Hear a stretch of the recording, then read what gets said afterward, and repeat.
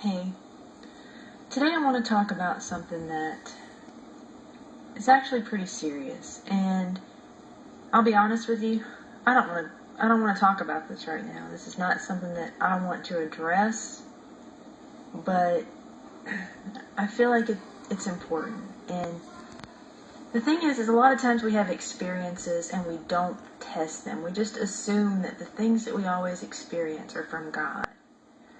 But the Bible says to test everything. It says to test the spirits to see whether or not that they are from God. Because the truth is we're going to see a lot of experiences in our churches sometimes, and the Bible says to test that. So today, I know this is going to sound strange, and I honestly don't even want to be doing this. I honestly don't. But I want to talk about holy laughter. And the reason is because I have had an experience with holy laughter, and I want to talk about it. I also want to tell you about some other things that I've experienced, and it's not something that I want to do because I know that my friends will probably think that I'm crazy, but I feel that this is important, so this is what I'm going to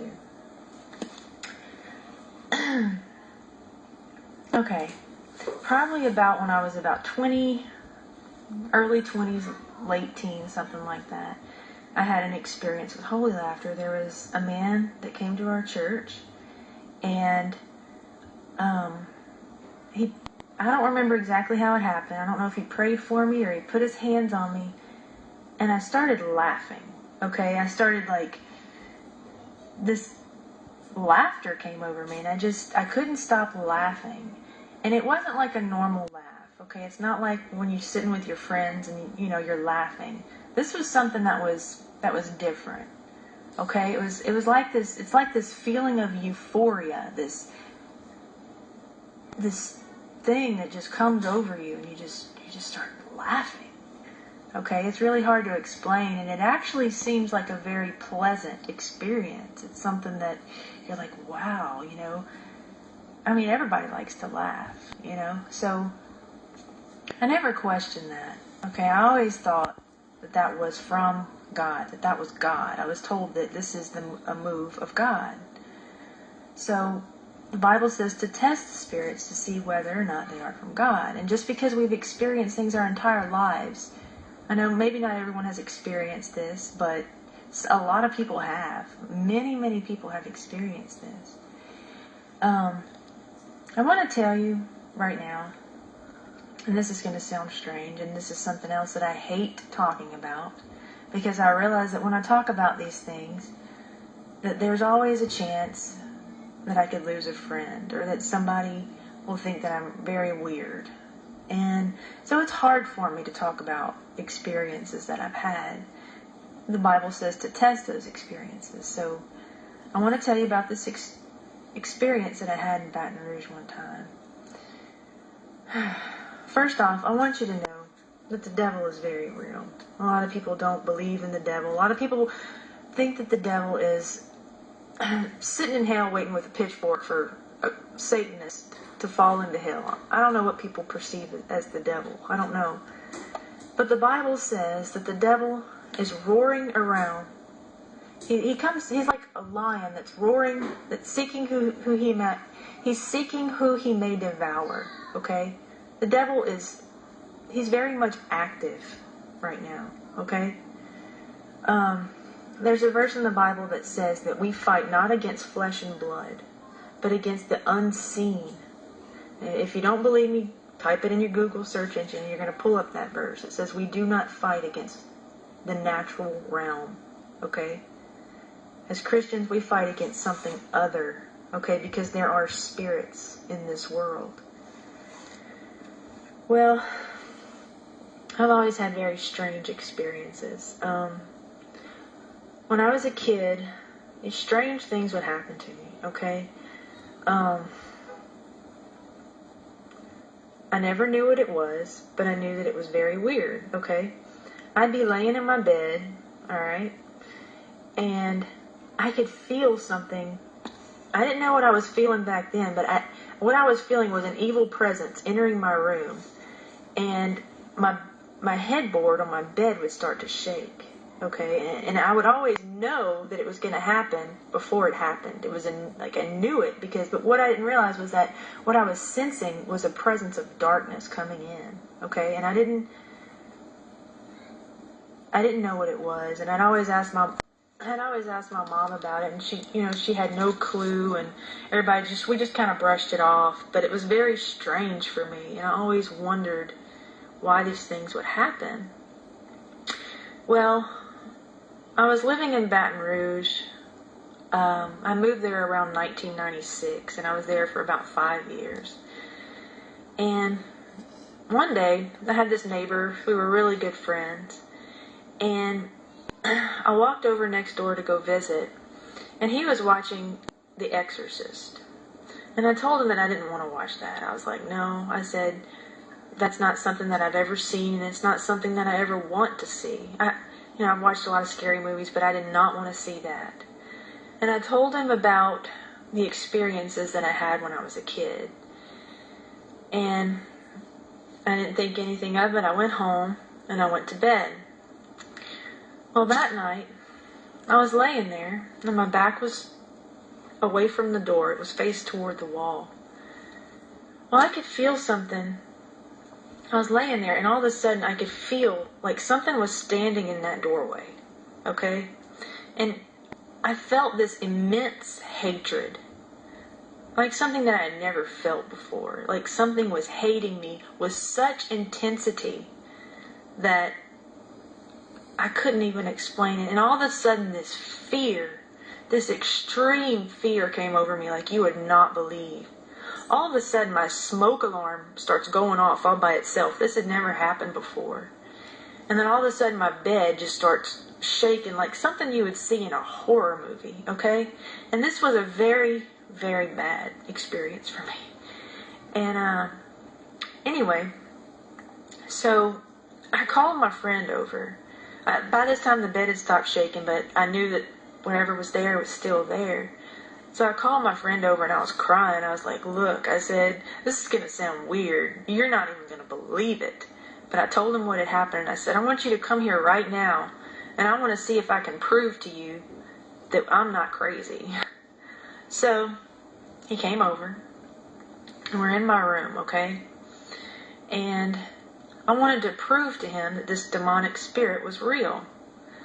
So I did something. I didn't realize what I was doing, but what I had done was invite the demonic into my life, and I didn't realize I had done that, because I wanted to prove to this man that the demonic was real. So, in essence, I started playing, I guess you could call it playing, with this spirit, okay? I hit a part of the bed. I was like talking to it. I was like, I hit a part of the bed, and I was like, if you're real, I want you to move this part of the bed. I want you to do something. Well, it did, okay? The part of the bed that I hit, it moved. You could see, like something was hitting, like a fist that you couldn't even see was hitting the bed. Okay? And so this went on for a few minutes. And then all of a sudden, the atmosphere changed. It completely changed. Before you knew it, me and my friend were laughing. We were just sitting there, just rolling over laughing, okay? And the atmosphere was like really playful. Like it was, and I actually said out loud, I was like, maybe this thing's not bad after all, whatever this is. I said, maybe this is something good. Well, after I said that, I could feel it starting to get angry again, and then the bed actually started moving again. And by this time, you could feel its anger again, okay? And so my friend got extremely scared, and he ran out the room. He ran out the house, and I actually didn't see him a whole lot after that, for the next few months. But, what I want people to take away from this is there's a verse in the Bible that says the devil disguises himself as an angel of light. He comes as an angel of light, okay? It's his purpose to deceive people.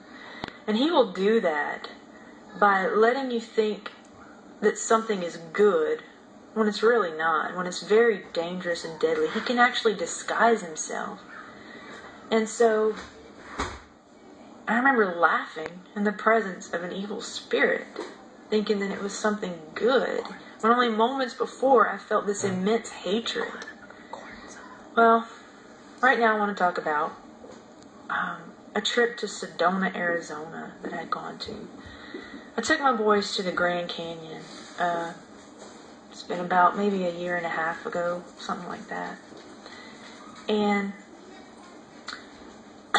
one thing I want people to know about Sedona is that it's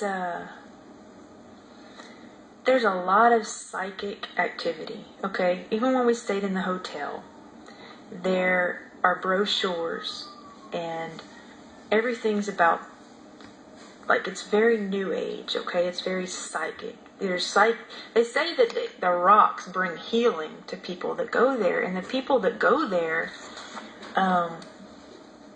they associate this place with healing and with this feeling that they say that when they leave or when they're there, they feel a euphoria. They feel good, okay? The ironic thing is Sedona is one of the most beautiful places in the United States. I mean, it's mountains and it's just gorgeous. It's very beautiful, okay? But there are all these spirits there that, and you're caught up in this euphoria almost, and it's very strange. And even if you research it, you'll see that there's a lot of psychic powers there, and there's a lot of new age, and there's a lot of, they call the rocks are healing rocks. Well, when I was there, it was one of the most miserable days of my entire life. This depression came over me that I could not even explain. I couldn't sleep that night because just strange things were happening, and I didn't sense it as a place that was good. It was a place that was, things came against me there that it wasn't good. But the thing is it was deceptive, okay? There's all these deceptive spirits, okay? And I know this sounds strange to people, but it's there. Okay, what got me questioning holy laughter was, I was browsing the internet, and you have to be careful what you see on the internet. And I came across some things that says that holy laughter wasn't holy. And I was like, what? Like, I've always just assumed that because I was laughing and because that I was told that this was something from God, I just assumed that this was from God.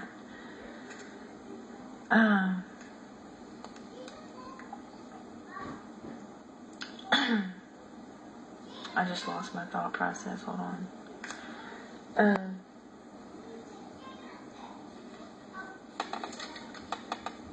But, okay, one thing that had me start